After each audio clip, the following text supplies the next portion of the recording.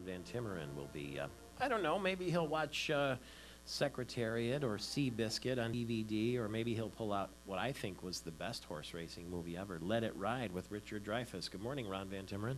Good morning, Michael Patrick. Let It Ride.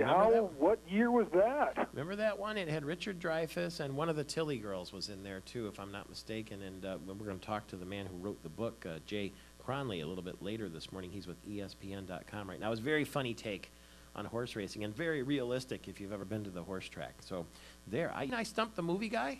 Yeah, Let It Ride. Boy, that's pretty obscure, but now that you mention those stars and that storyline, I do recall it played in the theater for about 2.5 weeks. Yeah, but it's one of those movies that is sort of immortal on DVD, like Adam Sandler's Happy Gilmore or something like that. And if you say so. Might have been Gilbert Gottfried might have been in there. I'd have to look, but Let It Ride is the one I would recommend. Secretariat, I'm told, was kind of slow and dull. Is that what you thought? No, I didn't, Michael Patrick. I really liked that movie, and if you forget the story, it's like the Titanic sinks at the end, but you still like getting there. Yeah. I just loved how it played out, and it plotted a little bit, but it was supposed to. Okay, well, that was one amazing horse, no question about that. And then Seabiscuit, I think people seem to like a little bit better with Tobey Maguire. Yeah, far more successful movie, too. Did about $85 million in 2003, got 7 Oscar nominations. Seabiscuit, a better movie. Secretariat, the better horse. Here's a little clip from the film Seabiscuit.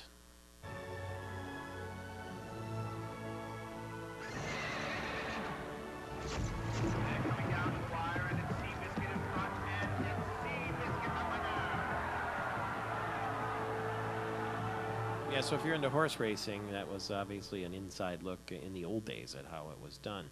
Ron Van Timmeren, what's on the silver screen this weekend?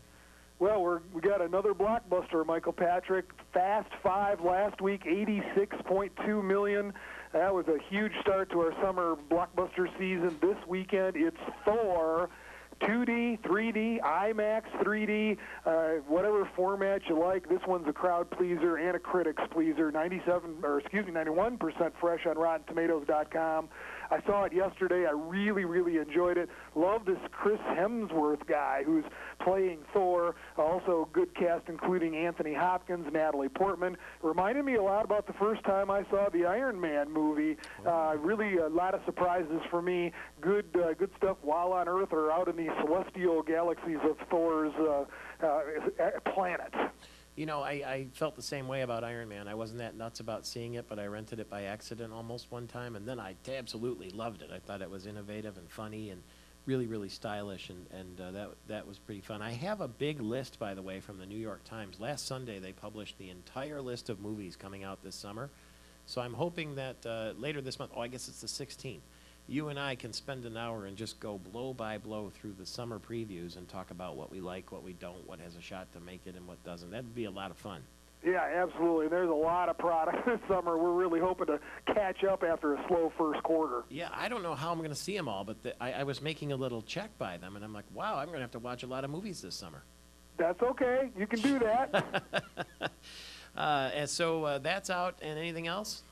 Something Borrowed, that's the chick flick romantic comedy this weekend starring Kate Hudson, Jennifer Goodwin, John Krasinski, based on the books, rated PG-13.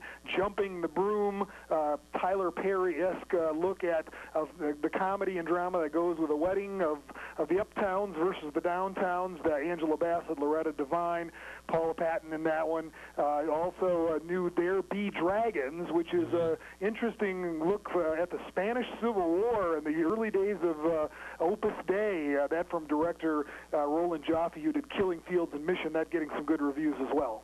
Does anybody make a movie anymore without Natalie Portman in it? Well, she had to stockpile them because I think she's out of circulation for a while now, being pregnant and babies and all. So that's right. She's on a hot streak. Okay. That's a good way to put it, Ron Van Timmeren. See you at the movies. See you at the movies, too. That's Ron Van Timmeren from Celebration Cinemas. Michigan's Morning Show proudly highlights our state's economic successes. Michael Patrick, what's going on today in Michigan? Well, Larry C. is the president of the board for the Great Lakes Agriculture Fair, and he's on the other end of our line this morning. Good morning to you.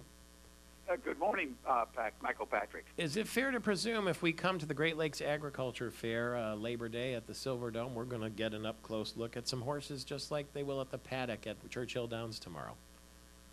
Well, we may see some polo horses there. What you're really going to see is a lot of big draft horses.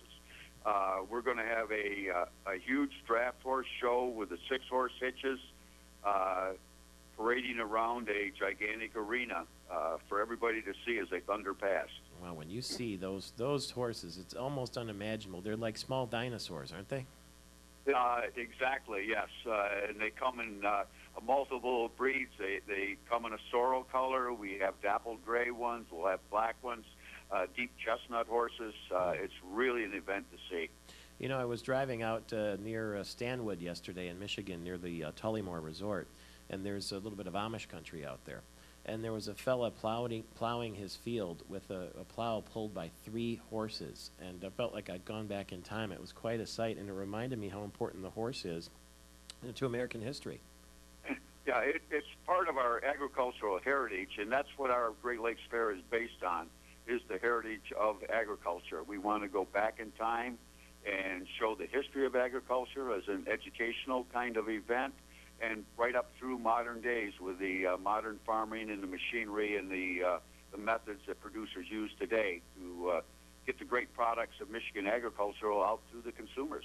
And there'll be lots of bells and whistles, too, because with a spoonful of sugar, the medicine goes down and the message is very nicely told. There'll be concerts and there'll be rides, everything you would have expected from the State Fair, now with the Agricultural Fair at the grounds of the Pontiac Silverdome, inside and outside, Labor Day weekend. Larry C., do you ride horses? I used to. I had an unfortunate accident on a horse many years ago, and I kind of gave that up now. Yeah, it's scary. Yeah. If you've never done it. In a younger life, I was a cowboy. Yeah, well, it's a scary thing if you've never climbed up on a horse and ridden it. Then you realize the power of a horse when you're sitting on top of it. And agriculture is really quite a dangerous business.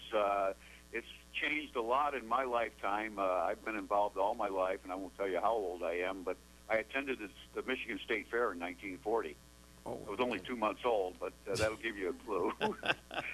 Well, but I can remember going to ag banquets where every old farmer around the table was missing a finger or a hand or had an elbow, an arm cut off at an elbow. We don't see that today, but it's still quite a dangerous occupation working with large livestock, cattle and hogs as I do. What is the web address for the Great Lakes Agriculture Fair? It is the Great Lakes Fair. We'll find it for you, no problem. Yeah, You got plenty of time to plan, though, Larry C., because it's Labor Day weekend at the Pontiac Silverdome, and people will be coming from all around the state there. It's sort of, we missed the State Fair, and this will replace it, but in a new, improved, big way. And we thank you very much for that. That's good for Michigan. That's growing in Michigan. It's Michael Patrick Shields in the American Metal Roof Studio.